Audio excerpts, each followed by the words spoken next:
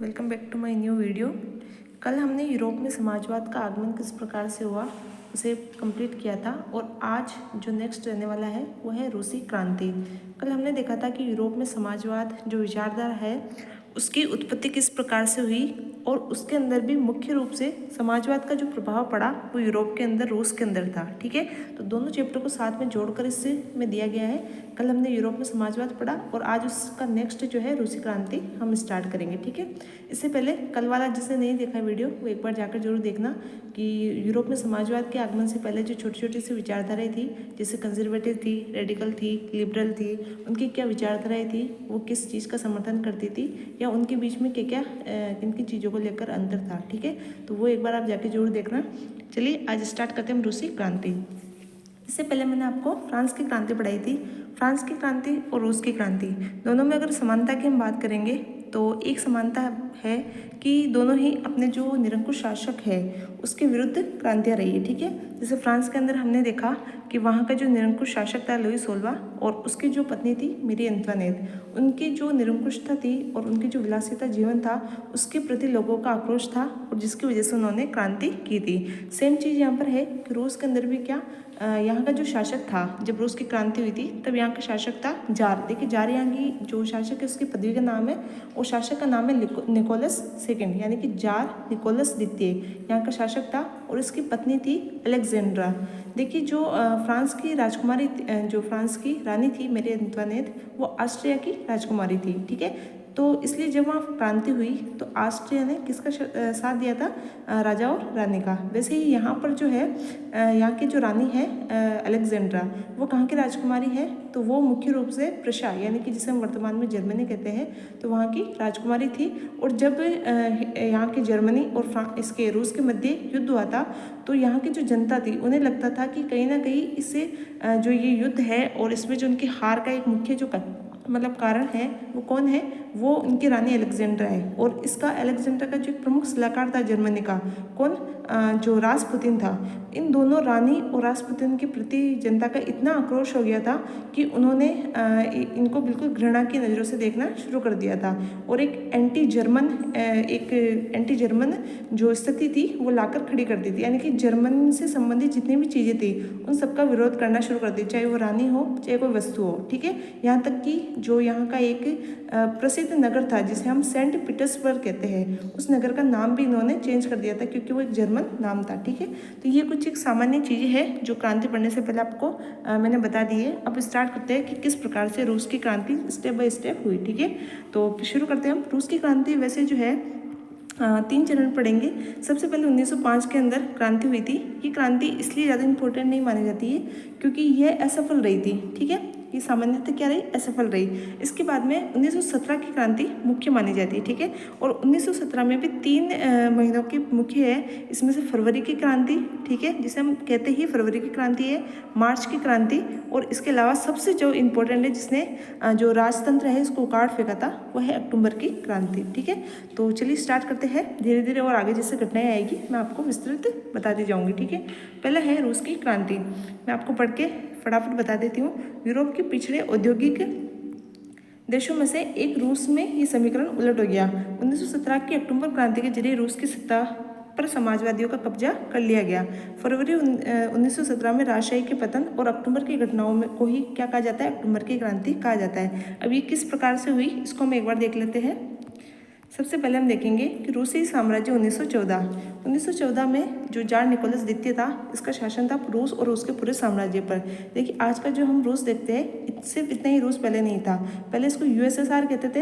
USSR के अंदर सब आ जाते थे, रूस, Latvia, Lithuania, Estonia, Poland, Ukraine, Belarus और भी छोटे मोटे जो आसपास के हिस्से हैं वो सभी रूसी साम्राज्य के अंदर शामिल थे। तो देखिए कितना बड़ा साम्राज्य था उस वक्त का रूस। तो उसके अंदर फिनलैंड आता था, Latvia, Lithuania, Estonia, Poland, Ukraine और बेलारूस के कुछ हिस्से इसके साम्राज्य के हिस्सा थे।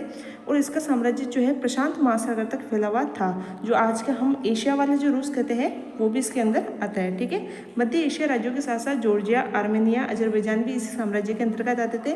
वर्तमान में ये सभी एक स्वतंत्र अस्तित्व के अंदर आ चुके हैं। जैसे ही जो यूएसएसआर है उसका विघटन हुआ तो इन सब ने अपने स्वतंत्र अस्तित्व बना लिया। ठीक है, रूस में ग्रीक ऑर्थोडॉक्स चर्च से उपजी शाखा रूसी ऑर्थोडॉक्स क्रिश्चियनिटी को मानने वालों का बहुमत था।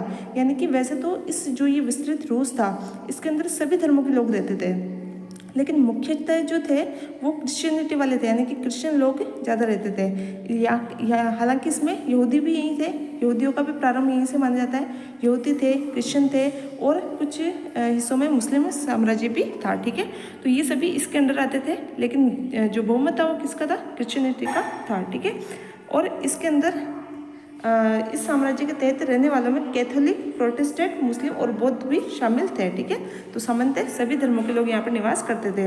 अर्थव्यवस्था और समाज, नेक्स्ट है अर्थव्यवस्था और समाज। देखिए, जब भी कोई क्रांति होती है तो अचानक से कोई भी क्रांति नहीं होती। उसके मूल के अंदर सबसे पहले जो मजदूर या जो किसान होते हैं उनके ऊपर किस प्रकार से अत्याचार किए गए उनकी घटनाएं छुपी हुई होती है। उसके बाद वो क्रांति को अंजाम देते हैं। ठीक है, तो इसके अंदर ये बताया गया है कि सबसे पहले अर्थव्यवस्था की स्थिति कैसी थी, समाज कैसा था, तो वो हम देख लेते हैं कि देखिए रूस जो था एक बहुत बड़ा साम्राज्य था। यहाँ पर एक बहुत विशाल फैला हुआ साम्राज्य था। यहाँ की 100 में से लगभग 85 जनता, कितनी 85 जनता जो है वो कृषि और जो अन्य कार्य कृषि से जुड़े हुए उनमें लिप्त थी। यानी कि देखिए रूस एकमात्र ऐसा देश था उस वक्त यूरोप का जिसमें 85 से ज़्यादा जनता जो है वो खेती में लगी हुई थी, जबकि उसी वक्त बाकी जो यूरोपीय देश है वहाँ पर औद्योगिक क्रांति प्रारंभ हो चुकी थी और वहाँ के लगभग 40 से 50% जनता ही खेती में लगी हुई थी, बाकी दूसरी किस्में थी औद्योगिक जो क्षेत्र है वहाँ पर लिप्त थी। तो इसलिए ये चीज़ ध्यान रखनी है कि सबसे ज़्यादा जो खेती होती थी उस वक्त रूस के अंदर होती थी और इतनी होती थी कि खुद का पूरे साम्राज्य का पेट भरने के बाद भी ये दूसरों को निर्यात कर सके, इतना ये अनाज या अन्य चीज़ों का उत्पादन करते थे। लेकिन क्योंकि यहाँ पर औद्योगिक क्रांति जो सबसे लास्ट में हुई तो धीरे धीरे यहाँ पर औद्योगिक क्रांति हुई, उद्योगों का विकास हुआ और रेल लाइनें बिछाई गई। तो इन्होंने क्या किया कि अपना जो प्रोडक्शन है वो दूसरों को निर्यात करना शुरू कर दिया। ठीक है, तो ये चीज़ें इसमें दिखाई गई है कि 20वीं सदी की शुरुआत में रूस की आबादी का एक बहुत बड़ा हिस्सा खेती बाड़ी से जुड़ा हुआ था। ठीक है, कितना जुड़ा हुआ था? लगभग 85% जुड़ा हुआ था। इसी के साथ किसी भी देश में खेती पर आश्रित जनता का प्रतिशत इतना नहीं था। उदाहरण के तौर पर फ्रांस और जो अन्य देश थे वहाँ पर जैसे जर्मनी वगैरह है वहाँ पर लगभग 40 से 50% से ज़्यादा जनता खेती पर निर्भर नहीं थी। ठीक है, रूसी साम्राज्य के किसान अपनी ज़रूरतों के साथ साथ बाजार के लिए भी पैदावार करते थे। मैंने बताया कि वो अपनी ज़रूरतें पूरा कर लेते थे, उसके बाद में वो बाजार में इसको निर्यात करने जितना पैदावार कर लेते थे। ठीक है, इसके अलावा रूस अनाज का एक सबसे बड़ा निर्यातक देश था। उद्योग बहुत कम थे। मैंने बताया कि औद्योगिक क्रांतियाँ सबसे लास्ट में हुई थी तो उद्योग बहुत कम थे। उद्योगों में भी जो दो प्रमुख शहरों के नाम आते हैं, देखिए ये दोनों शहर आपको याद रखने क्योंकि क्रांति में भी ये दोनों शहर क्रांति का प्रमुख केंद्र रहेंगे। तो उद्योगों के अंदर दो प्रमुख केंद्र थे, एक तो सेंट पीटर्सबर्ग जो मैंने बताया जर्मन नाम था और जब जैसे लोग एंटी जर्मन हुए तो सबसे पहले इसी का नाम चेंज किया था। ठीक है, और एक मास्को जो वर्तमान में रूस की राजधानी भी देखते हैं, तो ये सबसे इंपॉर्टेंट है वहाँ के औद्योगिक प्रदेशों के अंदर। हालांकि ज़्यादातर उत्पादन कारीगर ही करते थे, लेकिन कारीगरों के वर्कशॉपों के साथ साथ बड़े कल कारखाने भी मौजूद थे। 1990 के दशक में चालू हुए रेल के नेटवर्क को फैलाया जा रहा था और रूसी उद्योगों में विदेशी निवेश भी तेजी से बढ़ता जा रहा था। ठीक है, देखिए जो रूस है वहाँ पर मतलब जो संसाधन है वो बहुत सारे थे, कृषि हेतु जो ज़मीन थी वो बहुत सारी थी, लेकिन लोगों के पास क्या अत्याधुनिक चीज़ें नहीं थी। तो लोग वहाँ के लोग इतने ज़्यादा एडवांस नहीं थे, तो दूसरे जहाँ पर औद्योगिक क्रांति ऑलरेडी हो चुकी थी, ठीक है ना, उन्होंने धीरे धीरे यहाँ पर उसके अंदर इन्वेस्टमेंट करना शुरू कर दिया। जैसे आज हम देखते हैं ना मल्टीनेशनल कंपनीज होती है MNCs, जैसे कि हम दूसरे देशों की जो कोई देश है वो दूसरे देशों में अगर उसके पास ज़्यादा है वैसे तो दूसरे देशों में कंपनियाँ खड़ी करता है। ठीक है, जहाँ पर उसको कच्चा माल मिल जाए, ठीक है, और वहाँ से वो प्रोडक्शन करके अन्य जगह बेचते हैं। तो ऐसे MNCs जो है सबसे ज़्यादा रूस के अंदर प्रारंभ हुई थी। तो दूसरे देश जो थे वो सबसे ज़्यादा कहाँ इन्वेस्ट कर रहे थे? रूस के अंदर इन्वेस्ट कर रहे थे। ठीक है, इन कारकों के चलते कुछ ही सालों के अंदर रूस में कोयला उत्पादन दुगना हो गया और स्टील का उत्पादन 4 गुना हो गया। ठीक है, क्योंकि बहुत सारे देश यहाँ पर इन्वेस्ट कर रहे थे, तो कुछ ही टाइम देखते देखते रूस के अंदर कोयले का उत्पादन 2 गुना और स्टील का उत्पादन 4 गुना हो गया। 1900 तक कुछ इलाकों में तो कारीगर और जो कारखाने हैं वहाँ पर मजदूरों की संख्या लगभग बराबर हो चुकी थी। समझ रहे हो, मतलब स्टार्टिंग में कारीगर यहाँ पर सबसे ज़्यादा संख्या किसकी थी, कारीगर की थी। लेकिन जैसे जैसे यहाँ पर औद्योगिक क्रांति स्टार्ट होना शुरू हुई तो यहाँ पर कारीगर और मजदूरों की संख्या क्या हो गई, लगभग बराबर हो गई। ठीक है, चलिए नेक्स्ट देखते हैं। ज़्यादातर कारखाने उद्योगपति की निजी संपत्ति थे। ठीक है, ऑब्वियसली, क्योंकि जो वहाँ पर अमीर व्यक्ति थे जिन्होंने उद्योग लगाए थे तो वो उनकी क्या थी, शुरुआत में निजी संपत्ति थी। मजदूरों को न्यूनतम वेतन मिलता रहा और काम की पाली के घंटे निश्चित हो। इस बात को ध्यान में रखते हुए सरकारी विभाग बड़ी फैक्ट्रियों पर नजर रखते थे। स्टार्टिंग में क्या हुआ कि मजदूरों से 15 से 20 घंटे तक काम करवाया जाता था। ठीक है, फिर धीरे धीरे कुछ सरकार ने कदम उठाए कि इनके जो काम के घंटे हैं वो कम किया जाए, कम से कम 10-12 घंटे तक कर दिया जाए। ठीक है, तो इसके लिए मजदूरों ने आवाज़ उठाई कि एक तो उनके जो वेतन है वो फिक्स हो और एक उनके काम के घंटे फिक्स हो। इसके किसके सामने, सरकार के सामने। ठीक है, इन नियमों का उल्लंघन को रोक पाने में जो नाकामयाब रहे कौन, जो फैक्ट्री इंस्पेक्टर लगाए थे। सरकार ने कुछ फैक्ट्री इंस्पेक्टर लगाए थे और आप जानते हैं कि जो इंस्पेक्टर लगाए थे उनको जो ये मालिक होते थे थोड़े बहुत पैसे वगैरह या लालच दे दिया करते थे और ये सब कुछ जो डॉक्यूमेंट वगैरह होते थे उनको सबको सही बता देते कि हाँ ठीक है, इतना कम काम करते हैं, अच्छा वेतन मिलता है, ऐसा कुछ बना के रिपोर्ट आगे भेज देते थे। जबकि इसके जस्ट उल्टा काम होता था। ठीक है, वेतन उनको सही नहीं मिलता था, काम भी उनसे ज़्यादा लिया जाता था और इसलिए ये जो अव्यवस्था थी उसको सुधारा नहीं गया किसकी ओर की, सरकार की ओर से। तो मजदूरों का भी धीरे धीरे क्या गुस्सा बढ़ता जा रहा था। ठीक है, इसके अंदर इकाई और वर्कशॉप थे उनमें काम के जो घंटे थे 15 घंटे तक खिंच जाते थे, जबकि कारखानों में मजदूर आमतौर पर 10 से 12 घंटे की पालियों में काम करते थे। मजदूरों के रहने के लिए कमरों से लेकर डॉर्मेट्री तक की तरह तरह की व्यवस्था मौजूद थी। देखिए, एक डॉर्मेट्री बनाते थे। ठीक है, ऐसे एक डॉर्मेट्री बनाते थे और उसके अंदर यहाँ पर सामने पलंग लगा देते थे। कोई भी मजदूर आता, काम करके आता और उनको वैसे 15 घंटे तक वो काम करता था, सोने के लिए उसको मुश्किल से 3 या 4 घंटे मिलते थे। ठीक है, तो वो क्या करते थे, यहाँ पर आके और सो जाते थे। डॉर्मेट्री के अंदर लगभग एक कमरे के अंदर कम से कम 50 से 100 व्यक्तियों के सोने की व्यवस्था होती थी। छोटे छोटे कमरे होते थे उनके अंदर। ठीक है, तो डॉर्मेट्री में इनको जानवरों की तरह भर के रखा जाता था। ऐसे इनकी स्थिति मजदूरों की, ना साफ सफाई की व्यवस्था थी, ना वहाँ पर पेयजल और बिजली की व्यवस्था थी और इनको एक डॉर्मेट्री दे दी जाती थी जिस पर वो थके होते थे, उनको जैसा भी सोने के लिए मिल जाए वैसा ही ठीक है। ठीक है, तो ऐसे इनकी व्यवस्था थी इनकी मजदूरों की। ठीक है, सामाजिक स्तर पर मजदूर क्या होते हैं, बटे हुए थे। ठीक है, हम किसी भी समाज में देखेंगे, चाहे वो मजदूरों का एक संगठन हो चाहे किसानों का हो, वहाँ पर हर तरीके से बटे हुए होते हैं। जैसे मजदूर है उनमें से भी कुछ जो है अच्छे मजदूर है, जैसे कुछ अच्छा काम करने वाले हैं। मुख्य रूप से यहाँ पर जो स्टील का काम करने वाले होते हैं ना, धातु कर्मी जिसे कहते थे, वो थोड़ा उच्च श्रेणी के माने जाते थे। ठीक है, और इनकी भी श्रेणियाँ बटी हुई होती थी। वैसे किसानों में होता है जैसे एक तो खुद की ज़मीन है तो वो किसान थोड़े से अमीर माने जाएंगे, एक वो किसान जो दूसरों की खेत है उन पर काम करेंगे तो वो थोड़े से निम्न माने जाते थे। तो ऐसे इनकी श्रेणियाँ भी क्या होती थी, बटी हुई होती थी। तो सामाजिक स्तर पर मजदूर क्या थे, बटे हुए थे। वो अपने मूल गाँवों में अभी भी गहरे संबंध बनाए हुए थे। बहुत सारे मजदूर स्थायी रूप से शहरों में बस चुके थे। जैसे औद्योगिक क्रांति हुई, कारखाने लगे, मिल बने, तो वैसे ही ये वहाँ जाकर उसके मिल और जो कारखाने थे उनके आसपास जाकर बस गए। ठीक है, योग्यता और दक्षता के आधार पर इनमें फर्क था। मैंने बताया कि योग्यता और दक्षता के आधार पर इनकी श्रेणियाँ बनी हुई थी। सेंट पीटर्सबर्ग जो है एक धातु मजदूर ने कहा था कि धातुकर्मी मजदूरों में खुद को साहब मानते थे। मैंने बताया कि जो सेंट पीटर्सबर्ग है वहाँ पर जो काम करते थे मजदूर, तो वहाँ पर एक मजदूर का कहना था कि जो धातु कर्मी होते हैं, ठीक है, जो धातु का काम करते थे, वो अपने आप को क्या मानते थे, साहब मानते थे, क्योंकि वो ज़्यादा प्रशिक्षित होते थे। ठीक है, और वो मानते थे कि इसमें धातु कर्म के अंदर प्रशिक्षण और जो निपुणता है इसकी ज़्यादा आवश्यकता होती है, इसलिए हम बाकी मजदूरों से क्या है, बड़े हैं। ठीक है, 1914 में फैक्ट्री मजदूरों में औरतों की संख्या 31% थी, लेकिन उनको काम भी ज़्यादा करना पड़ता था, यानी कि काम के घंटे उनके ज़्यादा होते थे और उनको मजदूरी भी क्या मिलती थी, कम मिलती थी। ठीक है, मर्दों की तनख्वाह के मुकाबले उनको आधे से 3/4 तक की मजदूरी दी जाती थी। मजदूरों के बीच मौजूदा फासले और उनके प्रेरणाओं और व्यवहार में भी साफ दिखाई देता था। मजदूरों ने बेरोजगारी और आर्थिक संकट के समय एक दूसरे की मदद करने के लिए संगठन बना लिए थे।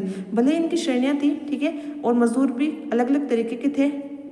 सामान्य समय में भले ही एक दूसरे के काम ना आए, लेकिन जैसे ही कोई भी किसी एक मजदूर पर भी कोई समस्या आती थी या कोई संकट आता था, तो इन्होंने ऐसे संगठन बना रखे थे कि वो सब एकजुट हो जाते थे। ठीक है, जैसे किसी एक मजदूर पर कोई समस्या आती तो सारे क्या हो जाते थे, एकजुट हो जाते, चाहे वो किसी भी उच्च श्रेणी का हो या निम्न श्रेणी का हो। ये इनकी क्या थी, विशेषता थी। ठीक है, इन विभेदों के बावजूद भी जब किसी एक को नौकरी से निकाल दिया जाता था तो मालिकों से कोई भी शिकायत होती तो मजदूर एकजुट हो जाते थे।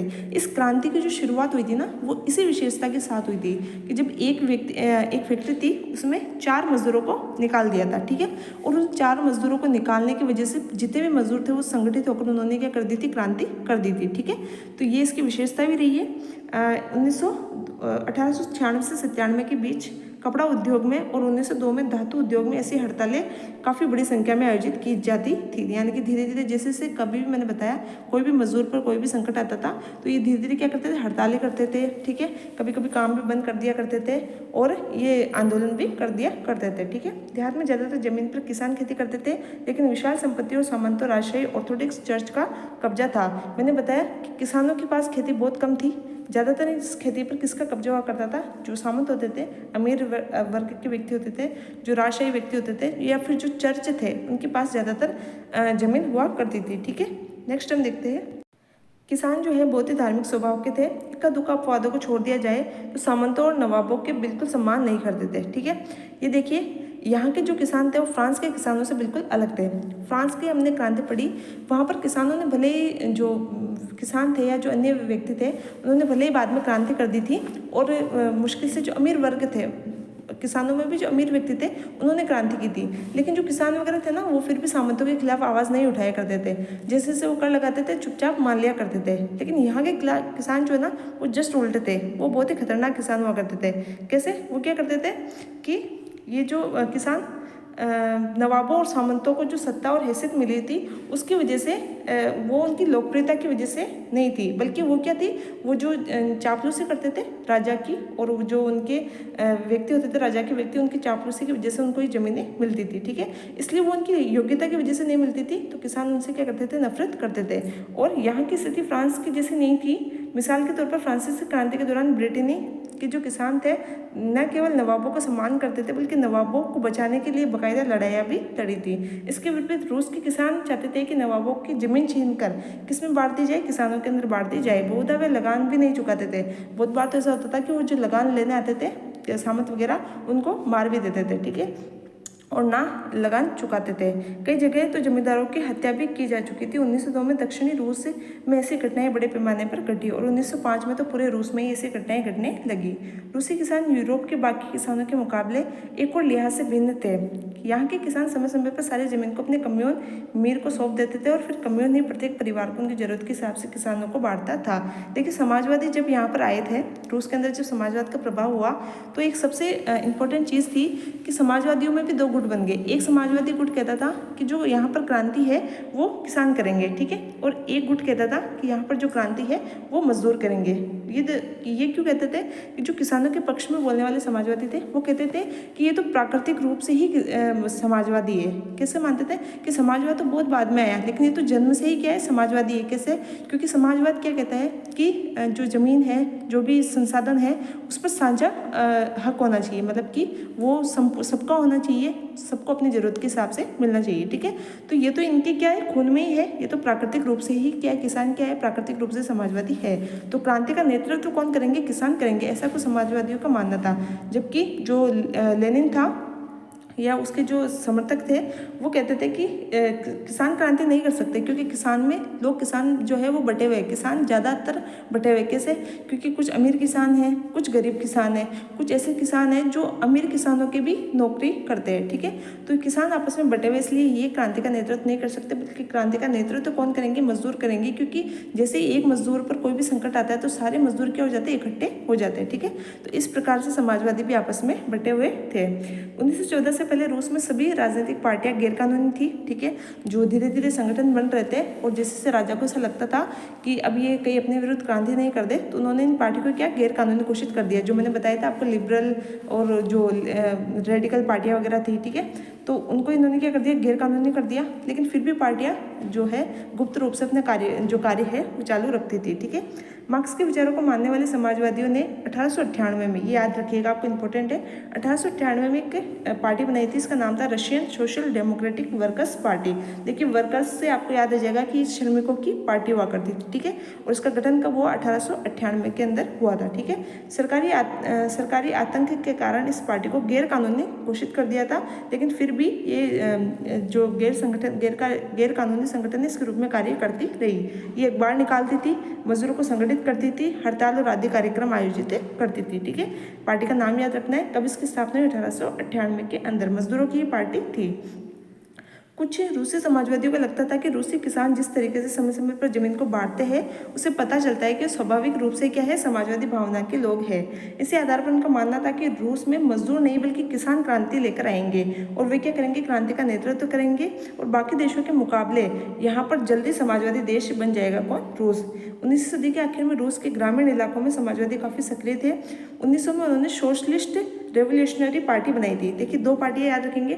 1898 के अंदर तो जो सोशलिस्ट रेवोल्यूशनरी वर्कर्स पार्टी थी 1898 में, और जो ये सोशलिस्ट रेवोल्यूशनरी पार्टी थी 1900 के अंदर बनी। अब दोनों को याद रखना है। ये वर्कर्स पार्टी से आप याद रखेंगे मजदूरों की पार्टी थी, और जो रेवोल्यूशनरी पार्टी किसानों की पार्टी थी 1898 और 1900। ठीक है, तो किसानों ने इस पार्टी का गठन कर लिया था और इस पार्टी ने किसानों के अधिकारों के लिए संघर्ष किया। मांग की कि सामंतों व कब्जे वाली जमीन को फौरन किसानों को सौंप दी जाए। किसानों के सवाल पर सामाजिक लोकतांत्रिक खेमे जो समाजवादी क्रांतिकारी थे वो इनसे सहमत नहीं थे। मुख्य रूप से जो मजदूरों के संगठन वाली पार्टी थी उसका एक प्रमुख था बोल्शेविक संगठन। उसका जो प्रमुख था वो कौन था, लेनिन था। ठीक है, वो मानता था कि किसानों में क्या नहीं, एकजुटता नहीं है और वो बटे हुए हैं। कुछ गरीब किसान थे, कुछ अमीर थे, कुछ मजदूरी करते थे, कुछ पूंजीपति थे, कुछ नौकर से खेती करवाते थे। इनके आपसी विभेदों के चलते समाजवादी आंदोलन का हिस्सा ये नहीं हो सकते। ठीक है, तो इस तरीके से देखा जाए तो जो समाजवादी संगठन है उसमें भी दो गुट बन गए थे, एक तो किसानों के समर्थन वाला और एक मजदूर के समर्थन वाला। ठीक है, तो इनके जो सांगठनिक रणनीति है उसके सवाल पर भी गहरे मतभेद हो गए। जो लेनिन थे ये बोल्शेविक खेमे के मुखिया थे। ठीक है, दो जो समाजवादी है इनमें दो खेमे थे, एक तो बोल्शेविक और एक मेनशेविक। ठीक है, यहाँ पर जो प्रमुख रूप से उभर कर आएगा वो बोल्शेविक आएगा। ठीक है, बोल्शेविक खेमे के जो व्यक्ति थे वो थोड़े से गर्म टाइप के व्यक्ति होते थे और वो इनमें एक प्रमुख अंतर आप एक को याद रखना है। एक तो होता है गुणात्मक, ठीक है, एक तो होता है गुणात्मक और एक होता है संख्यात्मक। ठीक है, संख्यात्मक इस शब्दों से आप समझ जाएंगे कि गुणात्मक कह रहा है यानी कि वो गुणों की बात कर रहा है। तो बोल्शेविक खेमे वाले लोग कहते थे कि जो पार्टी है उसमें अनुशासन होना चाहिए, अच्छे गुणात्मक लोग होने चाहिए जो पार्टी में सक्रिय रूप से भाग ले सके। ठीक है, संख्या ज़्यादा हो ये नहीं होना चाहिए। ठीक है, संख्या नहीं बल्कि गुण, जिनमें गुण हो वो व्यक्ति होने चाहिए। जबकि जस्ट इसका उल्टा मेनशेविक जो थे आप याद रखेंगे, मेन थे मतलब कि मेन ज़्यादा होने चाहिए, यानी कि संख्या में व्यक्ति ज़्यादा होने चाहिए। जो उनमें कोई गुण हो ये आवश्यक नहीं है, अमीर भी हो सकते हैं, गरीब भी हो सकते हैं, कैसे भी व्यक्ति हो सकते हैं। ठीक है, किसान भी हो सकते हैं, मजदूर, कुछ भी हो सकता है, लेकिन उसमें संख्या ज़्यादा होनी चाहिए। जबकि गुणात्मक जो क्वालिटी वाले लोगों की बात कौन करता है, बोल्शेविक करता है। ठीक है, तो ये आप याद रखेंगे। नेक्स्ट देखते हैं उथल पुथल का समय और 1905 की क्रांति। 1905 की क्रांति एक मील का पत्थर माना जाता है जो 1917 की क्रांति हुई थी उसका। ठीक है, तो इसको देखते हैं 1905 में क्या हुआ था। 1905 के अंदर रूस का निरंकुश राजशाही राजा था और अन्य यूरोपीय शासकों के विरुद्ध 20वीं सदी की शुरुआत में जार राष्ट्रीय संसद के अधीन नहीं था। ठीक है, जो राष्ट्रीय संसद थी उसके अधीन जार नहीं आता था। उदारवादियों ने इस स्थिति को खत्म करने के लिए बड़े पैमाने पर मुहिम चलाई और 1905 में क्रांति के दौरान उन्होंने संविधान की रचना के लिए सोशल डेमोक्रेट और समाजवादी क्रांतियों को साथ लेकर किसानों और मजदूरों के बीच में काफ़ी काम किया। ठीक है, रूसी साम्राज्य के तहत उन्हें राष्ट्रवादियों जैसे पोलैंड और इस्लाम के आधुनिकीकरण के समर्थक जदीदियों का भी समर्थन मिला। आपसे पूछ सकते हैं कि रूस में जो मुसलमान थे उनको क्या कहते थे, जदीदी कहते थे, तो ये भी आपको याद रखना है। नेक्स्ट देखते हैं रूसी मजदूरों के लिए 1904 का साल बहुत बुरा रहा। कुछ जरूरी चीज़ों की कीमतें इतनी तेज़ी से बढ़ गई कि वास्तविक वेतन में 20% तक की गिरावट आ गई और उसी समय मजदूरी संगठनों की सदस्यता में भी तेज़ी से वृद्धि हुई। जब 1904 में ही गठित की गई असेंबली ऑफ रशियन वर्कर्स के 4 सदस्यों को पुतिलोव आयरन वर्क्स में उनकी नौकरी से हटा दिया गया तो मजदूरों ने आंदोलन छेड़ने का ऐलान कर दिया और अगले कुछ ही दिनों के भीतर पीटर्सबर्ग में 1 लाख से भी अधिक मजदूर यानी 1,10,000 से भी ज़्यादा मजदूर काम के घंटे घटाकर 8 घंटे किए जाने और वेतन में वृद्धि और कार्य स्थितियों में सुधार की मांग करने के लिए हड़ताल पर चले गए। मैंने बताया एक व्यक्ति पर संकट आता था सभी क्या हो जाते थे, एकजुट हो जाते थे। तो सबसे पहले घटना ये थी कि 4 व्यक्ति जो थे उनको एक आयरन जो वर्कर्स फैक्ट्री थी वहाँ से निकाल दिया गया। उसके विरोध में सभी जो थे वर्कर्स सभी एकजुट हो गए, वो हड़ताल पर चले गए और उन्होंने अपने वेतन में वृद्धि और काम के घंटे कम करना और कार्य स्थिति जो थी उसमें सुधार करने की मांग करने लगे। इसी दौरान जब पाद्रे गेपोन था एक उसके नेतृत्व में मजदूरों का एक जुलूस विंटर पैलेस क्या था, ये जार का एक महल था, जार का जो महल था उसका नाम था विंटर पैलेस, उसके सामने जा पहुंचा और पुलिस और कोसैक से जो सेना थी उसने मजदूरों पर हमला बोल दिया। इस घटना में 100 से ज़्यादा मजदूर मारे गए और 300 से ज़्यादा घायल हो गए। इतिहास में इस घटना को खूनी रविवार यानी कि ब्लडी संडे कहा जाता है। ठीक है, 1905 की क्रांति की शुरुआत इसी घटना से हुई थी और सारे देश में हड़तालें होने लगी। नागरिक स्वतंत्रता के अभाव का विरोध करते हुए विद्यार्थी अपनी कक्षाओं का बहिष्कार करने लगे, विश्वविद्यालय बंद हो गए, वकील, डॉक्टर, इंजीनियर, अन्य जो मध्य वर्ग के व्यक्ति थे वो सभी भी संविधान सभा की मांग करने लगे और यूनियन ऑफ यूनियंस की स्थापना कर दी। ठीक है, ये क्रांति हुई 1905 के अंदर कि जो गेपोन था पादरी, जैसे हम होता है ना कि जैसे कोई मांग कर रहे हो, कोई संगठन मांग कर रहा हो तो दफ्तरों के बाहर जाके वो शांतिपूर्ण हड़ताल करते हैं, धरना देते हैं। लेकिन जैसे कोई बड़ा नेता आने वाला होता है शहर में तो वो सब जाके उसके सामने जाके झंडे लहराने लग जाते हैं, क्योंकि वो सोचते हैं कि अगर हम उनके सामने जाके मांग करेंगे तो मांग थोड़ा जल्दी सुन ली जाएगी। तो वैसे गेपोन जो पादरी था उसने कहा कि आप यहाँ पर मांग करने के बजाय जो राजा का महल है उसके बाहर जाकर अगर मांग करेंगे तो शायद वो हमारी मांग को जल्दी सुन ले। तो वो सबको इकट्ठा करके वहाँ पर लेके चला गया। ठीक है, एक नदी थी, उस नदी के इस तरफ तो जो गरीब किसान मजदूर वगैरह रहते थे और इस तरफ जो है बाई तरफ जो है ये राजा के महल हुआ करते थे, जो रिहायशी इलाका हुआ करता था जहाँ पर अमीर लोग रहते थे। ठीक है, तो ये नदी पार करके उस ओर चले गए और राजा को लगा कि ये सब लोग क्या कर रहे हैं, हमारे ऊपर आक्रमण करने के लिए आ रहे हैं। तो उन्होंने सेना को इसमें गोलियाँ चलाने का आदेश दे दिया। इसमें बहुत सारे लोग मारे गए और लोगों को लगा इसमें जो गेपोन था इसको कुछ भी नहीं हुआ। ठीक है, बाकी सब लोग को कुछ ना कुछ कोई गोली से मारे गए, किसी के कुछ नुकसान हुआ, लेकिन इसको गेपोन को कुछ भी नहीं हुआ। तो लोगों को लगा कि इसने ये षड्यंत्र रचा था और बाद में इन लोगों ने मिलकर इस गेपोन को मार डाला। ठीक है, तो ये 1905 की क्रांति थी। अगर डेट देखें तो कुछ जगह इसमें 22 जनवरी 1905 दिया हुआ है, तो आप वो भी याद रख सकते हैं 22 जनवरी 1905। ठीक है, इसको क्या कहा जाता है, ये रविवार के दिन घटना हुई इसलिए इसको ब्लडी संडे की घटना कहा जाता है। ठीक है, नेक्स्ट हम देखते हैं 1905 की क्रांति के दौरान जार ने एक निर्वाचित परामर्शदाता जो संसद है जिसे हम ड्यूमा कहते हैं, तो याद रखिएगा कि जो रूस की संसद है उसका नाम क्या है, ड्यूमा, उसके गठन की सहमति दे दी और क्रांति के कुछ दिन तक फैक्ट्री मजदूरों की बहुत सारे ट्रेड यूनियनें और फैक्ट्री कमेटियों के अस्तित्व में आ गई। 1905 के बाद ऐसी ज़्यादातर कमेटियाँ यूनियन ने अनाधिकृत रूप से काम करने लगी क्योंकि उन्हें गैर कानूनी घोषित कर दिया था। राजनीतिक गतिविधियों पर भारी पाबंदियाँ लगा दी गई। ड्यूमा को मात्र 75 दिन के भीतर और जो दूसरी ड्यूमा थी उसको 3 महीने के भीतर बर्खास्त कर दिया।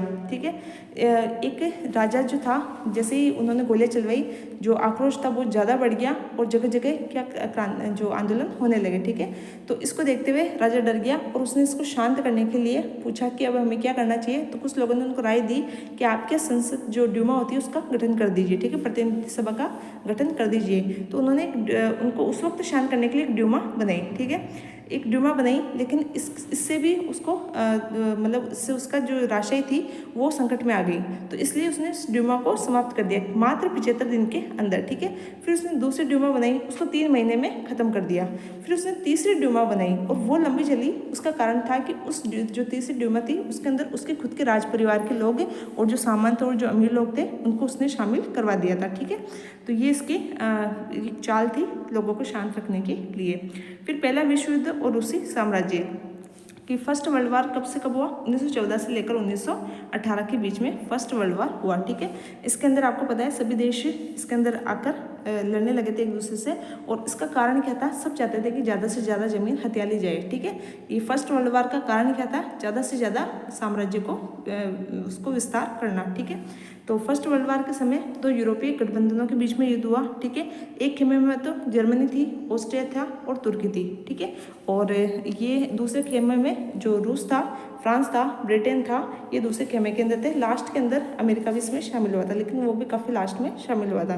तो इस वक्त क्या हुआ कि जो ये युद्ध छिड़ गया था फर्स्ट वर्ल्ड वॉर का, उस समय ये जो अपना रूस था ये किसमें था, दूसरे खेमे जिसे मित्र राष्ट्र कहते हैं उसके अंदर शामिल हो गया था। ठीक है, सभी देशों के पास विशाल वैश्विक साम्राज्य थे और ये अपने साम्राज्य को और विस्तार करना चाहते थे, इसलिए यूरोप के साथ साथ ये युद्ध यूरोप के बाहर भी फैल गया। इसी युद्ध को पहला विश्व युद्ध कहा जाता है और इस युद्ध में रूसी सेनाओं का काफ़ी समर्थन मिला। ठीक है, रूस एक बहुत बड़ा साम्राज्य था तो इसकी सेना भी काफ़ी विशाल थी। जनता ने जार का समर्थन दिया था। जब फर्स्ट वर्ल्ड वार हुआ था तो लोगों के अंदर राष्ट्रवादी भावना थी, तो लोगों ने अपने जो राजा थे उसका साथ दिया था। लेकिन जैसे जैसे युद्ध लंबा खिस्सा चला गया, जब शुरू हुआ था तो लोगों को लगा कि 3-4 महीने में युद्ध खत्म हो जाएगा और हमारे पास और विशाल साम्राज्य आ जाएगा, लेकिन उनको पता ही नहीं चला कि कैसे युद्ध धीरे धीरे खिस्सा चला गया और लगभग 1914 में शुरू हुआ था और 1916 आते आते जो रूस की जनता थी वो अपने राजा से इतनी ज़्यादा दुखी हो चुकी थी, क्योंकि जितने भी लोग थे, हट्टे कट्टे मजदूर थे, किसान थे, उन सबको सेना में झोंक दिया था, ठीक है। और उनकी खेती बिल्कुल नष्ट हो चुकी थी, खाना पीना सब नष्ट हो चुका था, लोग मारे जा चुके थे, बहुत बड़े स्तर पर लोग मारे जा चुके थे। तो लोग इस वक्त 1916 तक आते आते अपने जार के ही विरुद्ध हो गए थे, ठीक है। और उसमें मौजूद पार्टियों की सलाह लेना छोड़ दिया था। कब? जो फर्स्ट वर्ल्ड वॉर चल रहा था तब उसने जो ड्यूमा थी, जो संसद थी, जार ने उसकी सलाह लेना भी छोड़ दिया था। तो ड्यूमा भी एक तरीके से उसके जार के विरुद्ध हो गई थी।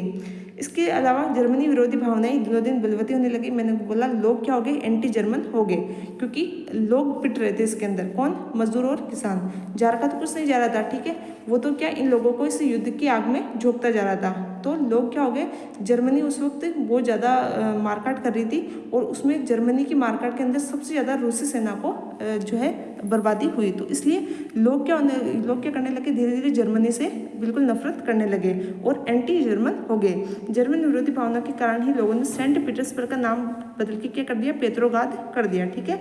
और जो सेंट पीटर्सबर्ग थे, ये जर्मनी का नाम था।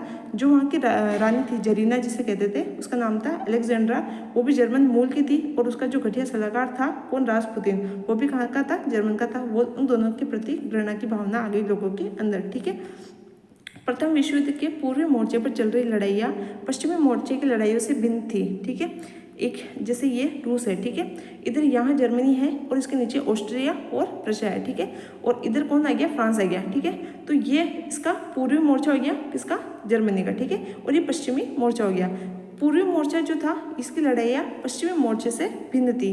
कैसे भिन्न थी? तो इसके अंदर पश्चिमी में सैनिक पूरी फ्रांस की सीमा पर बनी खाइयों से युद्ध लड़ते रहते हैं। देखिए खाइयाँ वगैरह बनी हो तो वहाँ पर नुकसान कम होता है, ठीक है, क्योंकि जो लोग हैं वो छुप छुप कर लड़ाइयाँ लड़ रहे थे, तो नुकसान कम हो रहा था, ठीक है, जर्मनी का। लेकिन जो पूर्वी थी यहाँ पर बिल्कुल सपाट जमीन थी, रूस बिल्कुल सपाट जमीन थी, तो जिस जमीन पर अगर युद्ध होगा तो उसमें ज़्यादा नुकसान होगा, दोनों ही देशों का ज़्यादा नुकसान हो, चाहे वो जर्मनी हो चाहे रूस हो, ठीक है। तो पूर्वी मोर्चे पर सेना ने काफ़ी बड़ा फासला तय कर लिया था, यानी कि वो जर्मनी जो था उसने बिल्कुल बैक फुट पर धकेल दिया था, किसको, रूस को। और वो बहुत लंबा एरिया उसने कब्जा लिया था, किसका, रूस का, ठीक है। इस मोर्चे में बहुत सारे सैनिक मौत के मुंह में जा चुके थे। सेना की पराजय ने रूसियों का मनोबल तोड़ दिया था, ठीक है। 1914 से लेकर 16 के बीच में जर्मनी और ऑस्ट्रिया में रूसी सेनाओं को भारी पराजय झेलनी पड़ी। 1917 में 70 लाख लोग मारे जा चुके थे, ठीक है। रूसी सेनाओं ने रास्ते में पड़ने वाली फसलों और इमारतों को भी नष्ट कर दिया था, ठीक है। देखिए हुआ क्या कि जैसे जैसे जर्मनी की सेना जो है, इधर ये जर्मनी है, ये इधर रूस के इधर बढ़ती गई, तो ये बिल्कुल सपाट जो जमीन थी, यहाँ पर कुछ दूर ऊपर क्या थे, जो फसल वगैरह थी, खेत वगैरह थे, लोगों के घर थे। तो जैसे जैसे रूसी सेना डर के भागने लगी वापस अपने देश की ओर, तो इन्होंने क्या किया कि जो अपनी ही फसल, जो अपने ही मकान थे, उन सबको ढहा दिए, फसलों को जला दिया। क्यों? क्योंकि वो सोचते थे कि जैसे जर्मनी सेना आगे आएगी तो उनको ना खाने के लिए कुछ मिलना चाहिए, ना सर पर जो है छत मिलनी चाहिए। तो अपने मकानों को और अपने जो फसल है उसको नष्ट करते हुए वो अपने वापस पीछे की ओर लौटती चली गई। इस वजह से उसने मतलब खुद का, जो जर्मनी की सेना थी उसका विरोध करते करते खुद का ही नुकसान कर लिया था, ठीक है। तो इस तरीके से जो व्यक्ति थे वो भी मारे जा चुके थे, उनकी फसलें भी नष्ट हो चुकी थी, ठीक है। नेक्स्ट देखते हैं, इस युद्ध से क्या थे, लोग बिल्कुल तंग आ चुके थे और वो फिर अपने ही जार के खिलाफ हो गए थे, ठीक है। युद्ध से उद्योगों पर भी भारी असर पड़ा। रूस के अपने उद्योग तो वैसे ही कम थे और बाहर से मिलने वाली जो आपूर्ति थी, जो मैंने कहा MNC जो चल रही थी वहाँ पर, वो भी बंद हो गई, ठीक है। और जो बाल्टिक समुद्र था, जिस रास्ते से जो औद्योगिक सामान आते जाते थे, उस पर किसका कब्जा हो गया, जर्मनी का कब्जा हो गया। यूरोप के बाकी देशों के मुकाबले रूस के औद्योगिक उपकरण ज़्यादा तेजी से बेकार होने लगे, ठीक है। 1916 तक रेलवे लाइनें टूटने लगी और सेहत वाले मर्दों को युद्ध में झोंक दिया, यानी कि जो युद्ध में किसकी आवश्यकता होगी, जो बलिष्ठ लोग होते थे और जो खेतों में काम करते थे वो बलिष्ठ लोग होते थे, तो उनको सबको युद्ध में झोंक दिया। अब खेती करने वाला कोई बचा ही नहीं पीछे, मजदूरी करने वाला कोई बचा ही नहीं। तो देश भर में मजदूरों की कमी पड़ने लगी, जरूरी सामान बनाने वाले छोटे छोटे वर्कशॉप ठप होने लगे और सैनिकों का पेट भरने के लिए मोर्चे पर जितना भी अनाज पैदा होता था वो सब मोर्चे पर भेज दिया जाता था। ठीक है, तो वहाँ पर क्या एकदम गरीबी और भुखमरी की स्थिति आ गई। कहाँ पर? रूस के अंदर। शहरों में रहने वाले लोग रोटी और आटे की किल्लत पैदा हो गई और 1916 की सर्दियों में रोटी की दुकानों पर अक्सर दंगे होने लगे। ठीक है, ऐसी स्थिति आ गई थी 1916 तक। ठीक है, फिर आती है हमारी फरवरी की क्रांति। ठीक है, पेट्रोग्राद के अंदर फरवरी की क्रांति। तो अभी तक हमने क्या देखा, 1905 की क्रांति देखी। उसके बाद फर्स्ट वर्ल्ड वार के अंदर कैसे जो जार था उसने अपने सारे जो किसान मजदूर जो भी व्यक्ति थे, जो भी अपनी जनता थी, उसको कैसे युद्ध में झोंक दिया था और उसकी वजह से उसको कितना नुकसान झेलना पड़ा, जनता को कितना नुकसान झेलना पड़ा, वो सारी चीज़ें हमने देखी। तो अब ये जो आगे की चीज़ है, जो फरवरी की क्रांति है, मार्च की और अक्टूबर की क्रांति, ये सबसे ज़्यादा इंपॉर्टेंट है, इसलिए इसको हम नेक्स्ट वीडियो में समझेंगे। अभी तक हमने इसका जो बेस है वो तैयार कर लिया, अब आपको आगे की क्रांति समझने में और आसानी हो जाएगी। ठीक है, तो इस क्रांति को हम नेक्स्ट वीडियो में देखेंगे। तब तक के लिए थैंक यू।